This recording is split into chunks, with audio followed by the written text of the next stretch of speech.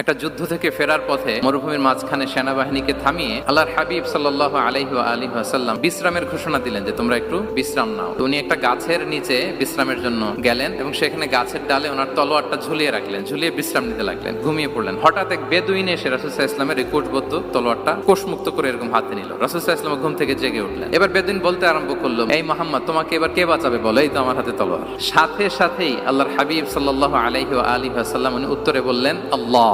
কোনো চিন্তা ভাবনা নাই যে ওরে আঘাত করা যায় কিনা পাল্টা, বা কোনোভাবে ওর কনফিডেন্স ডাউন করা যায় কিনা, কোনো দিকে না তাকিয়ে কি বললেন? আল্লাহ।